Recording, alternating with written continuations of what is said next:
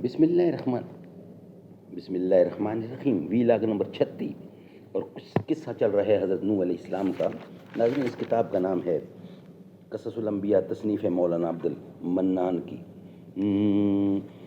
زباں پر مومنوں کے جب بھی ذکر تاجدار آئے تو اس کے بعد لازم ہے کہ ذکر چار یار آئے۔ ابو بکر و عمر، عثمان و حیدر، جب بھی باغ پا ہوں تو پھر کیوں کر نہ باغ مصطفیٰ میں ایک بہار آئے۔ رب صلی وسلم دائما ابدا ابا حبیبک خیر خلق کل یمین۔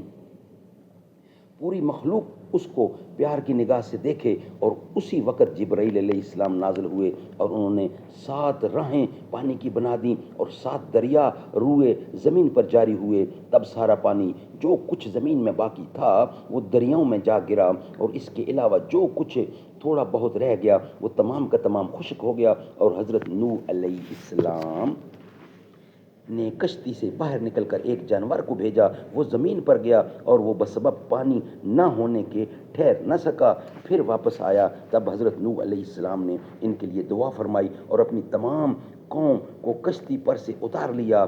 اس وقت حکم ہوا اللہ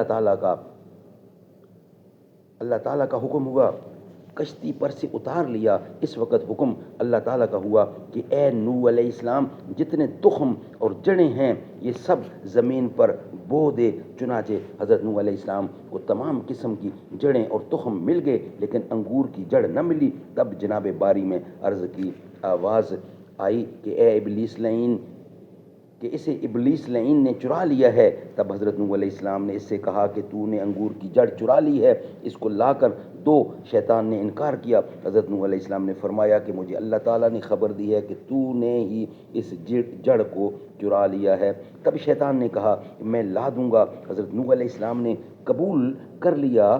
پھر کچھ ہی دیر میں اس نے لا کر حضرت نوح علیہ السلام کے سامنے پیش کر دی، اور اس نے ایک شرط بھی کی کہ جب تم بو دو گے تو اس کی جڑ میں ایک بار تم پانی دو گے اور 3 بار ہم پانی دیں گے۔ یہ بھی حضرت نوح علیہ السلام نے قبول کر لیا۔ پھر انگور کو زمین میں بو دیا اور بموجب قول کے اپنے عمل میں لائے۔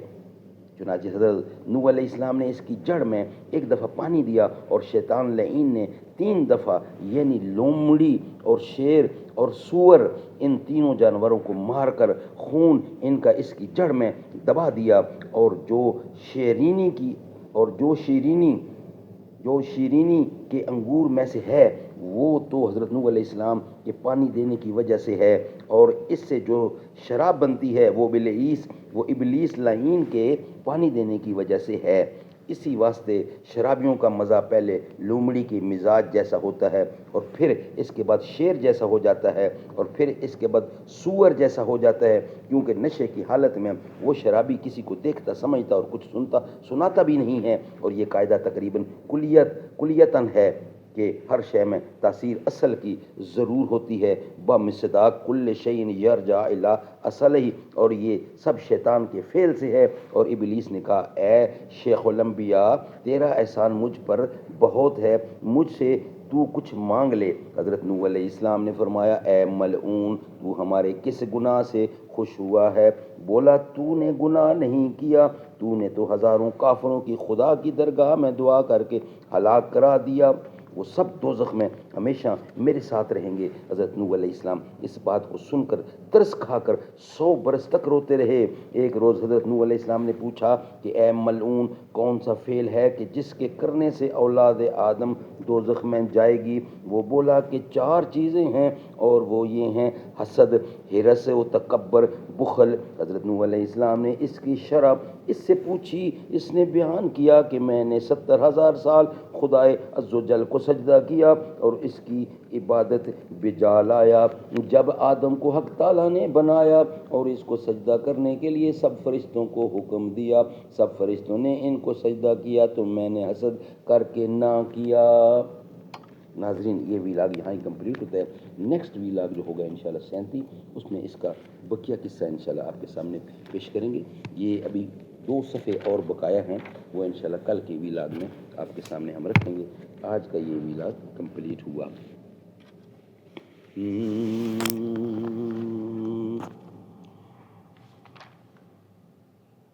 ہر ایک جہاں میں ہر ایک مقام پر نبی کے جھنڈے گڑے ہوئے ہیں. جو ان کی عظمت کو مانتے ہیں نبی کے در پہ پڑے ہوئے ہیں. نبی کی نعتیں نبی کی باتیں میں پڑھ رہا ہوں، میں لکھ رہا ہوں، میں دیکھتا ہوں اسی کے صدقے گناہ میرے جھڑے ہوئے ہیں. نبی کے ساتھی تو ہیں ستارے چمک رہے ہیں دھمک رہے ہیں. اے موتیوں کی لڑی صحابہ یہ کیا نگینے جڑے ہوئے ہیں. وہ جنگ خندق یا بدر احد تبوک ہو یا کہ غزوہ خیبر، جہاں بھی نظر پڑی گئی ہے، جہاں جہاں بھی نظر پڑی ہے وہی صحابہ کھڑے ہوئے ہیں. ہر ایک جہاں میں ہر ایک مقام پر نبی کے جھنڈے گڑے ہوئے ہیں.